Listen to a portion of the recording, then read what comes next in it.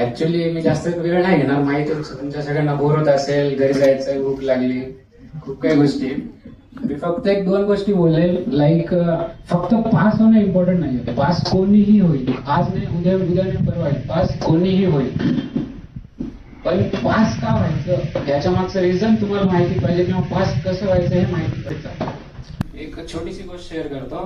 मी proper पुण्याचा नाहीये, मी नांदेडचा. 12वीचा result झाला, मी पास झालो. आणि मग लाईक फाउंडेशन पास झालं नाही, आता मी एकदम भारी मोटिवेशन मध्ये, अरे पास झालोय, आता मी पुण्याला जाईल, हे शिकेल, ते करेल, सगळं काय गोष्टी करेल, ह्या गोष्टी सगळ्या होत्या आणि खूप मोटिवेशन मध्ये. पण रियालिटी माहित नव्हती ना की फाउंडेशनचा रिझल्ट 80-85% लागतो आणि इंटर डायरेक्ट तो 10 आणि 15% येतो. हा जो गॅप असतो तो मला दिसतच नव्हता. मी आपल्या एकदम जोश मध्ये, आता यंग आपलं कसं असतं, एनर्जी, मी आता फाउंडेशन पास झालं, आता इंटरव्ह्यू पासून फायनल पासून मस्त जॉब घेईल, पण 10 लाख 8 लाख असं असतं ते. हे होतं ऍक्च्युअल प्रॅक्टिकल मध्ये. पण जेव्हा पुण्यामध्ये आलो, क्लासेस ते जॉईन केले आणि मला माहित नव्हतं की पोस्टल काय आहे किंवा ओरल काय, जस्ट घेतलं ऍडमिशन आणि चालू केलं. आणि माहिती नाही, मी विपुल सरांच्या बॅच मध्येच होतो त्यावेळेस, पण बॅक बेंचर, की आता झालं, मी मोठा झालोय, पुण्यात आलोय, आता शिकतोय. पण जसं जसं सिलेबस पुढे पुढे जात गेला तसं तसं कळत गेलं की यार नाही, सिलेबस खूप मोठा आहे, संपत नाहीये. कारण मी ऍक्च्युअली स्पोर्ट्स मध्ये, तर मला कसं होतं, एक्झामच्या 1 दिवस आधी स्टडी कर, एक्झाम दे. 10वीला 1 महिना आधी स्टडी कर, एक्झाम दे. 12वीला 2 दिवस आधी स्टडी कर, एक्झाम, असा पास झालेलो मी. सो माहितच ना. मग तिथं कळालं की बा आपला इंटरचा सिलेबस असा मोठा नाहीये, जस्ट टाइम मॅनेजमेंट झालं की तो कव्हर होईल. पण जसे क्लासेस गेले तेव्हा मग माझं असं की यार नाही होते, सोड. पण मग तेव्हा कळालं की नाही, मग स्वतःला एक चान्स दिला, प्रॉपर टाइम मॅनेजमेंट केलं. तेव्हा कळालं की क्लासेस खूप सारे आहेत, फॅकल्टी खूप सारे आहेत, तुम्हाला शिकवणारे, गायडन्स करणारे खूप सारे आहेत. बट तुम्ही स्वतःला काय देताय, तुम्ही स्वतः सेल्फ स्टडी किती करतात, ते मोर इम्पॉर्टंट आहे. त्याशिवाय तुम्ही इंडियामधल्या सगळ्यात बेस्ट फॅकल्टी जरी लावली, त्याचे लेक्चर जरी केले, पास होणार नाही जोपर्यंत तुम्ही स्वतःला शिकवणार नाही की मला काय करायचंय. आता लाईक सरांनी त्यांनी म्हटलं की प्रॅक्टिकल इम्प्लिमेंटेशन कसं होतं आपल्या स्टडीचं, हे मॅटर करतं. आता तुम्ही विचार करायला, मी अभ्यास करतोय, कसं काय मॅटर करणार, मी कसं काय प्रॅक्टिकल इम्प्लिमेंटेशन करणार. लाईक तसं नाही. आता समजा मी डीटीचा अभ्यास करतोय, लाईक घेणार एक्झाम्पल, आपल्या आई वडिलांसाठी त्याची इन्कम आहे, यार खरंच त्या पीएफच्या लिमिटला तो क्रॉस होऊन तो डिडक्ट होतोय का, पीएफ डिडक्ट, किंवा ऍक्च्युअली माझ्या पॅरेंट्सला जी सॅलरी भेटते ती खरंच टॅक्सेबल आहे का, किंवा घरी कॅश पडलेली असेल ती खरंच मी इन्कम शो करेल का. हे लाईक मी बिझनेस मध्ये, आता लाईक समजा झालं सॅलरी पर्सनचं, कोणाकोणाला वाटत असेल की यार माझे पप्पा तर बिझनेस करतात, मी जर तिकडे टाइम दिला तर स्टडी नाही होणार. तिकडे ध्यान डिसिजन. समजा आता माझ्या पप्पाचा बिझनेस आहे हॉटेलचा, लाईक पप्पा मला काय म्हणतात की यार मी खूप सारे स्टॉक आताच घेऊन ठेवतो, जेणेकरून आपल्याला स्वस्तात पडेल, टी पावडर स्वस्तात पडेल. आता हॉटेलमध्ये समजा टी पावडर आहे, स्वस्तात पडेल असं वाटतं. पण पप्पा मग घेऊन ठेवले टी पावडर. पण लाईक मला पण वाटलं ठीक आहे, स्वस्तात पडते, 10 रुपयाची टी पावडर 5 रुपयाला पडते, ठीक आहे, ओके. बट नंतर कळालं की आपल्याला एक कन्सेप्ट आहे ऑपॉर्च्युनिटी कॉस्ट. त्यामध्ये कसं होतं, एक मान्सून मध्ये पावडर खराब होती, त्याला ओलं पड, असं पड. सो तिथं तो मी इम्प्लिमेंट केला आणि लाईक थॉट केलं की यार नाही, स्टॉक आपण मेंटेन केला, बट तो खराब झाला. सो जी आपण कॉस्ट वाचवली ती पुन्हा लागली ना. सो असं इम्प्लिमेंटेशन, प्रॅक्टिकल इम्प्लिमेंटेशन तुम्ही जर केला तर you will be like think like की हा मी सीएमए करतोय, मी काहीतरी मोठा अचीव्ह करतोय, जे की लाईक काय म्हणतात डोपामाइन हिट होतं.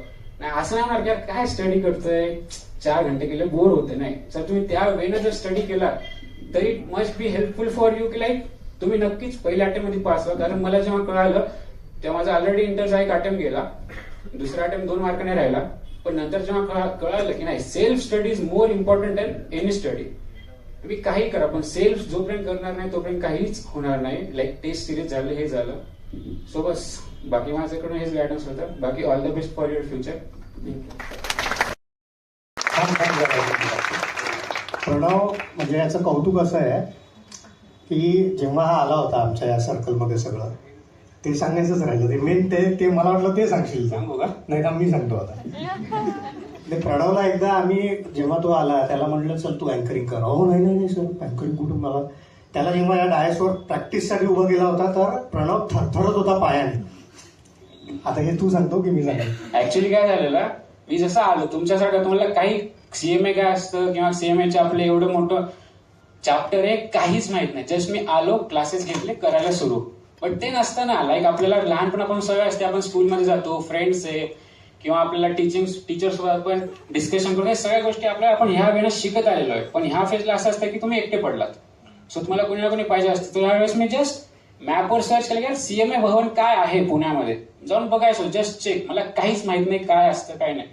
पण जेव्हा मी पहिली वेळेस चालू, इथे ऍक्च्युली ऑडियन्स चालू होते. सर अमय सर आणि दवेश्री इथं बसलेले होते आणि इथं जस्ट SRCC म्हणून आपला एक इव्हेंट होतो दरवर्षी, तो इव्हेंटचे हे चालू होते, सिलेक्शन ट्रायल, ऑडिशन चालू होते. सो मला माहिती नव्हतं. मी जस्ट आलो तिथनं, म्हटलं काय आहे, मी म्हटलं काय व्हायचं होते, मला काहीतरी मोठं करायचं, जे होईल ते, मी तर पडेल नाही तर उडेल, असं डिसिजन घेतलं. आणि जस्ट म्हटलं सर मला पार्टिसिपेट करायचं.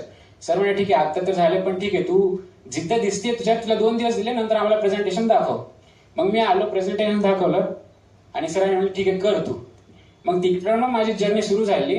मग तिकडनं जे आता ऍक्च्युली पहिले मी असं होतं की असा हात कापायचा, तिथं पण नाही बोलू शकायचो. पण बिकॉज ऑफ सरांनी स्टेज दिलं, मला कळालं की बा असे वे आहेत की आपलं फक्त पास होऊन मॅटर करतच नाही. कारण तुम्ही ठीक आहे सीएमए बनला, AIR 1 आला, पण तुम्हाला ओळखी नाहीये, तुम्हाला गायडन्स नाहीये, तुम्हाला कनेक्शन्स नाही, तर तुम्ही जॉब कसा शोधाल? कारण कॅम्पसमध्ये सगळ्यांना जॉब भेटणं नॉट पॉसिबल. आपण CEP लावू तुझा वेगळा आता. तर सांगायचा उद्देश असा की आपण तुमच्यावर तेवढं काम करतो इथे. तो त्यांनी जे सांगितलं, SRCC हा जो इव्हेंट होतो वेगवेगळ्या जागी, त्याच्यामध्ये 2दा तो जे मोठाले हॅकेथॉन मला वाटतं आणि त्याच्या आधी प्रेझेंटेशन, या ह्याच्यामध्ये हॅकेथॉनमध्ये कितवा हॅकेथॉनमध्ये मागच्या वर्षी फर्स्ट आला होता आणि आय थिंक त्याच्या आधी रनरअप होते. तर मी सांगू इच्छितो की या स्टोरीज आहेत, अशा खूप स्टोरीज आहेत. तुम्ही फक्त इथे या, तुम्हाला स्वतःला डेव्हलप करणं, कारण त्यांनी जसं सांगितलं सीएमए करणं हे नाहीये, त्याच्या पुढे पण आपल्याला जायचं आहे. सीएमए हे आपलं करता करता होऊन जाईल, पण साईड स्किल्स ज्या डेव्हलप व्हायला पाहिजे त्याचं माझ्या मते हा एक उदाहरण आहे. आणि आय थिंक इथे आपण थांबू.